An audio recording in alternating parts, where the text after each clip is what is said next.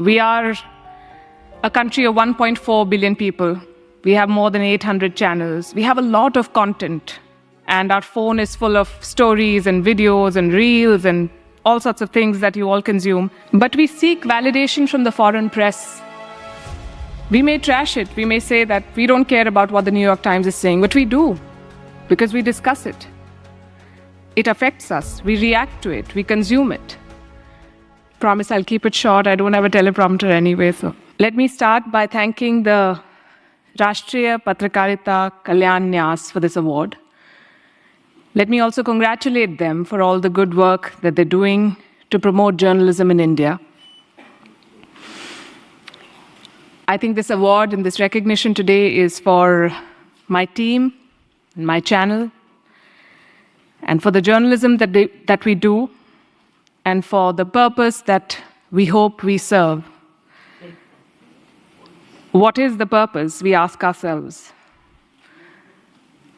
I think what we set out to do was to tell India's story in India's words.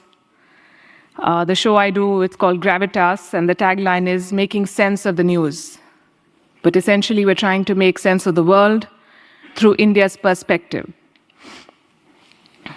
Ladies and gentlemen, I've said this in the past, and I say it again, and I believe this, that our world today is a grand storytelling competition. We are all striving to present our national, cultural, personal, all kinds of stories in the most persuasive manner. I remember reading somewhere in the olden times, they used to say that if you want to poison a people, you should poison their wells. They'll have contaminated water, they'll die. Now it is said that if you want to poison a people, you poison their stories. When you poison their stories, you contaminate their minds, and it's worse than dropping bombs, because then you take away the self-confidence of a country. You devastate their morale. And I think that is more damaging any day than poisoning water or poisoning wells. You make a country doubt its abilities. And we Indians have been through a very difficult phase where we were colonized, and while we achieved independence 75 years ago, I think somewhere a lot of us are still colonized in our minds. We need to come out of that. So it is important to tell stories and tell the right stories in the right manner, because stories sway people. They change the course of policies, politics, and indeed the world. And this is my favorite example from the Second World War. America had a list of cities in Japan that they wanted to bomb with the atom bomb. And on that list was the city of Kyoto. But the US then had a Secretary of War, and he decided that Kyoto should not be part of the list. We know which two cities were bombed eventually, Hiroshima and Nagasaki. He removed Kyoto because this Secretary of War in America had been to Kyoto on his honeymoon, and he saw how beautiful Kyoto is and how rich it is culturally, and he believed that that culture should not be destroyed.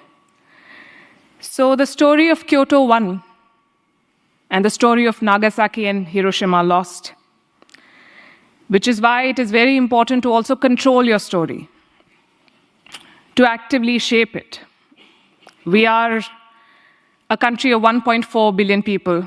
We have more than 800 channels. We have a lot of content, and our phone is full of stories and videos and reels and all sorts of things that you all consume.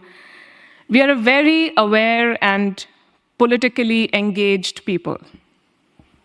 From the tea seller to the CEO of a company, everybody knows what's happening. They can talk to you about Biden's policies, and they can also weigh in on what's happening in Bihar and everything in between.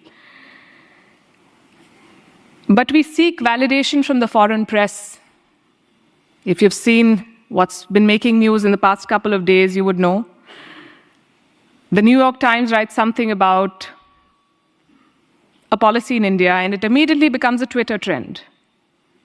But why do we need a certificate from the foreign press? We may trash it. We may say that we don't care about what the New York Times is saying, but we do, because we discuss it.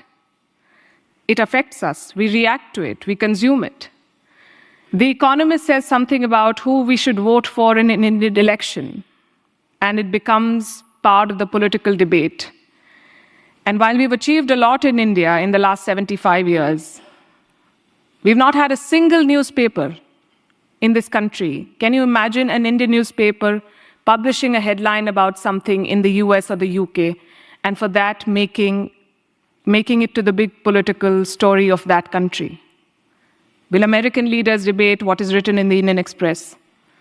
Will British leaders debate what's written in the Times of India? They're not affected by what we are saying, but we are affected by what they say about us.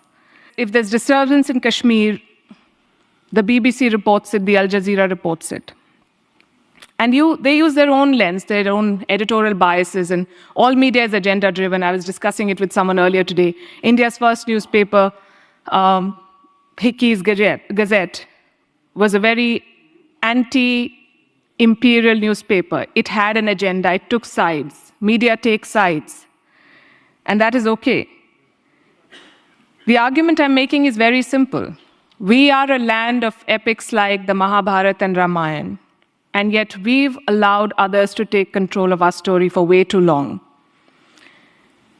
And that is what we try to do at WION still. I started with talking about our purpose, and that is our purpose, to tell India's story. And we found a willing and a very welcoming audience in all of you and a lot of Indians. I'm very happy to share with you that only 40% of our audience and our viewers are in India.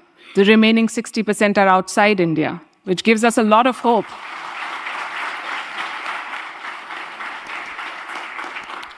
That in Europe, in Africa, in America, in Southeast Asia, there is an audience that wants to listen to India's perspective on what's happening in the world, that wants to know what India feels about global developments. And it's only time for a country that is ready to assume its role as a global leader to have a voice like that.